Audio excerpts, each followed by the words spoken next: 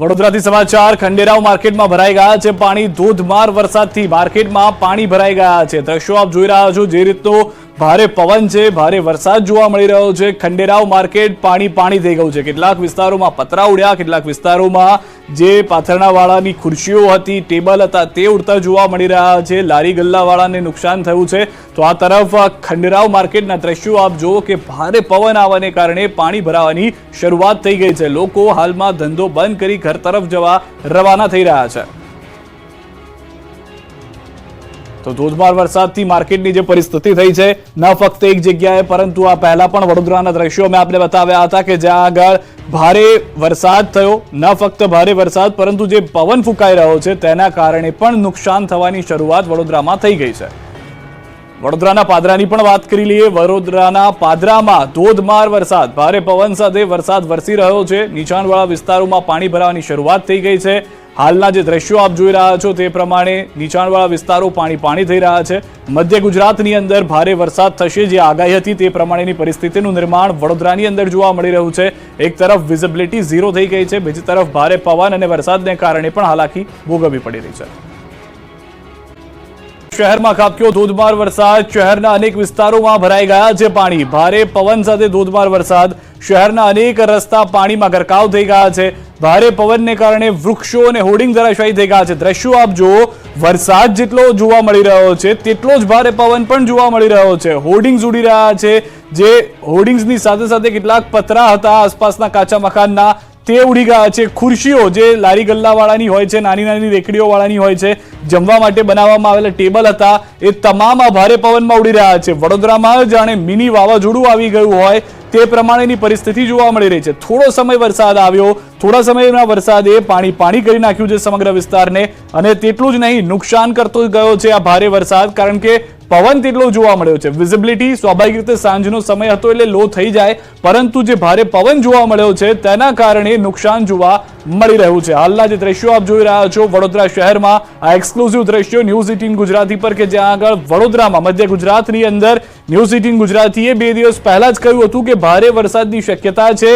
જે રીતના અલગ અલગ વેધર મોડેલ જણાવી રહ્યા છે, મધ્ય ગુજરાતમાં ભારે વરસાદ થઈ શકે છે। તો તે પ્રમાણેના દ્રશ્યો હાલમાં વડોદરામાં ભારે પવન સાથે જોવા મળી રહ્યા છે। 3 ઇંચ વરસાદમાં સુરત ડૂબ્યું, કમરસમાં પાણી ભરાયા, શહેરની નવી અને જૂની સિવિલ હોસ્પિટલ પાણી। આગાહી મુજબ ચોમાસું જતા જતા તોફાની બન્યું। દક્ષિણ ગુજરાતમાં વરસાદે જતા જતા તોફાની રૂપ ધારણ કર્યું। સુરતમાં સવારથી વાદળછાયા વાતાવરણ અને બફારા વચ્ચે સાંજ પડતા કાળા ડિબાંગ વાદળો વરસી પડ્યા। સાંજ પડતા 2 કલાકમાં અનરાધાર વરસાદ પડતા અડધું સુરત ડૂબી ગયું। મેઘરાજાએ 2 કલાકમાં સુરતને બાનમાં લેતા મોટાભાગના વિસ્તાર બેટમાં ફેરવાયા। સુરતના રોડ પર કમર સુધીના પાણી ભરાયા। સુરતના 2 કલાકમાં 2 ઇંચ વરસાદ પડતા કૈલાસનગરમાં ઘૂંટણસમાં પાણી ભરાઈ ગયા। રોડ પર જાણે નદી વહેતી હોય તેવા દ્રશ્યો જોવા મળ્યા। રોડ પર 3-4 ફૂટ પાણી ભરાતા દુકાનો સુધી પાણી પહોંચી ગયા। વાહનો પણ પાણીમાં ડૂબી ગયા। અનેક વાહનો પાણીના કારણે બંધ પડ્યા। કૈલાસનગર, રિંગ રોડ, અઠવા, મજુરા સહિત અનેક વિસ્તારોમાં પાણી ભરાયા। આ બાજુ કાદર, શાલીનલ, કૈલાસનગર, રિંગ રોડ સહિતના વિસ્તારમાં ભારે વરસાદથી રોડ ડૂબી ગયા। પાછલા 2 કલાકથી ધોધમાર વરસી રહેલા વરસાદના પગલે કૈલાસનગર અને કાદર શિલનાલ વિસ્તાર પાણી થયો। રોડ પર કમરસમાં પાણી ભરાઈ ગયા। બીજી તરફ સુરત નવી સિવિલમાં ભરાયા પાણી, જૂની બિલ્ડિંગમાં ભરાયા વરસાદી પાણી, ગ્રાઉન્ડ ફ્લોર પર ઓપીડીમાં ભરાયા પાણી। દર વખત નજીવા વરસાદમાં ભરાઈ જાય છે પાણી। સુરતના મહુવા તાલુકામાંથી પસાર થતી ઓલણ ખાડીમાં પણ પૂર આવ્યું। ભગવાનપુરા કોઝવે પાણીમાં ગરકાવ થયો। ઉપરવાસના તાપી જિલ્લામાં ગત રાત્રિએ ધોધમાર વરસાદના પગલે મહુવા તાલુકામાંથી પસાર થતી ઓલણ ખાડીમાં પૂરની સ્થિતિ સર્જાઈ, જેના પગલે ભગવાનપુરાથી સાંબાને જોડતો લો લેવલ કોઝવે પાણીમાં ગરકાવ થયો, જ્યારે સાંબા તરફથી નદી કિનારાના પટનું ધોવાણ થઈ ગયું છે। સુરતના પાંડેસરાના ગાંધી કુટીર પાસે ખાડીના રોડ પર ફરી વળ્યા છે પાણી। રોડ પર 3 થી 4 ફૂટ પાણી ભરાતા વાહન ચાલકો ફસાઈ ગયા હતા। દ્રશ્યોમાં જોઈ શકાય છે કે ખાડીમાં બાઇક ડૂબી જાય એટલું પાણી ભરાઈ ગયું છે। પાણી વચ્ચેથી બાઇક ચાલકો બાઇક કાઢી રહ્યા છે, જાણે હવે બોટ વસાવવાનો સમય આવી ગયો છે સુરતના પાંડેસરામાં। તે પ્રમાણેના દ્રશ્યો જોવા મળ્યા, જાણે બાઇકનો ટેસ્ટ ચાલતો હોય કે આટલા પાણીમાંથી નીકળશે કે નહીં, તેમ ખાડીના વિસ્તારના દ્રશ્યો જોવા મળી રહ્યા છે। 1, 2 નહીં, અનેક લોકોને આ પરિસ્થિતિનો સામનો કરવો પડ્યો છે। જે દ્રશ્યોમાં પણ આપ જોઈ રહ્યા છો, સાયલેન્સર બાઇકના ડૂબી રહ્યા છે। સામાન્ય રીતે બાઇકના સાયલેન્સર ઊંચા હોય છે, બાઇક પાણીમાં કેડસમાં પાણીથી વધુ હોય તો જ બંધ થાય ને તે પ્રમાણેની પરિસ્થિતિ હાલમાં સુરતની અંદર જોવા મળી રહી છે। પાંડેસરાના દ્રશ્યો આપે જોયા।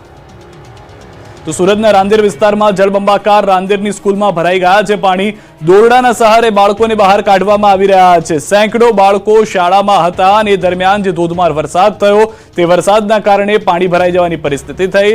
પરિવારજનો તો બાળકોને લેવા પહોંચ્યા હતા, પરંતુ પરિવારજનોને પણ દોરડાનો સહારો લેવો પડ્યો છે. જેટલા બાળકો શાળામાં હતા તેઓને પણ દોરડાના સહારે બહાર કાઢવામાં આવી રહ્યા છે. આજે તે દ્રશ્યો જોઈ રહ્યા છો, સેંકડો બાળકો શાળાની અંદર હતા. રાંદેર સ્કૂલમાં ભરાઈ ગયા છે પાણી, જેના દ્રશ્યો આપ જોઈ રહ્યા છો. ભારે બફારા વચ્ચે અમદાવાદમાં ગાજવીજ સાથે વરસાદ ખાબક્યો તો 30 થી વધુ તાલુકામાં પણ વરસાદ નોંધાયો. ચોમાસાના અંતિમ રાઉન્ડમાં મેઘરાજાએ સટાસટી બોલાવી. 8 કલાકમાં 24 થી વધુ તાલુકામાં વરસાદ પડ્યો. 2 કલાકમાં 2 થી 3 ઇંચ વરસાદ પડ્યો. 3 તાલુકામાં 1 ઇંચથી વધુ વરસાદ થયો. પ્રાંતિજમાં 2 કલાકમાં 1.65 ઇંચ વરસાદ થયો. સુરતમાં 2 કલાકમાં 1.5 ઇંચથી વધુ વરસાદ થયો. વાપીમાં 1 ઇંચ વરસાદ ખાબક્યો. દાહોદ ગણદેવીમાં 1/2 ઇંચ વરસાદ. ત્યારે અમદાવાદમાં ફરી વરસાદી માહોલ જામ્યો. અમદાવાદમાં બપોર બાદ વિવિધ વિસ્તારમાં વરસાદ પડ્યો. ભારે પવન અને વીજળીના કડાકા ભડાકા સાથે વરસાદ પડ્યો. Naroda, Kotarpur, airport, Sardarnagar, Jamalpur, Lal Darwaja, Astodia, CTM, Vastral, Nikol, Ramol, Gomtipur, Saraspur, Khokhra, Hatkeshwar, Bopal, SG highway, Prahlad Nagar, Chanakyapuri સહિતના વિસ્તારોમાં ધોધમાર વરસાદ પડતા રોડ પર પાણી ભરાયા. ભારે વરસાદના પગલે ગુજરાતવાસીઓને ભયંકર બફારામાંથી રાહત મળી. તો સાણંદની વાત કરીએ, ગ્રામ્ય વિસ્તારમાં પણ વરસાદી માહોલ સર્જાયો. લાંબા વિરામ અને હવામાન વિભાગની આગાહીના પગલે ધીમી ધારે વરસાદ વરસ્યો. સાણંદના ગ્રામ્ય વિસ્તારમાં સતત વરસાદથી પાણી જોવા મળ્યું.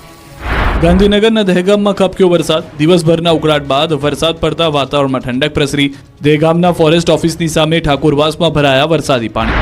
સાબરકાંઠામાં લાંબા વિરામ બાદ વરસાદી માહોલ જામ્યો છે. ગાજવીજ અને પવન સાથે વરસાદ વરસ્યો છે. અસહ્ય ઉકળાટ બાદ વરસાદી માહોલ છવાયો છે. ખેડૂતોમાં ચિંતાનો માહોલ ઊભો થયો છે. હિંમતનગરના હડિયોલ, ગઢોડા, અકોદરા, કેસરપુર સહિતના ગામડાઓમાં વરસાદ વરસ્યો છે. પંચમહાલ જિલ્લામાં વરસાદી માહોલ જામ્યો.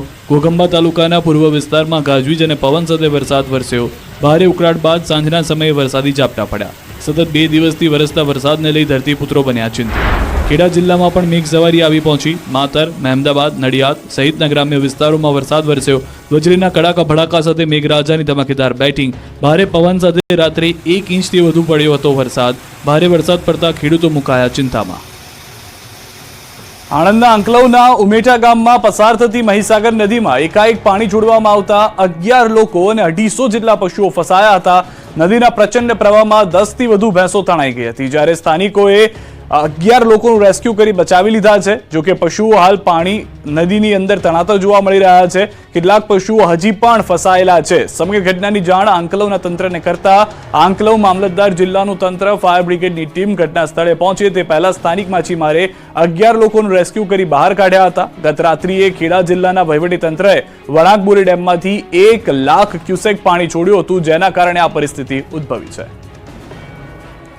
ભરૂચ ખાતે ગણતરીના સમય દરમિયાન વરસાદ પડતા સેવાશ્રમ વિસ્તારમાં પાણી ભરાઈ ગયા હતા. પાણી ભરાતા રાહદારીઓને હાલાકીનો સામનો કરવો પડ્યો.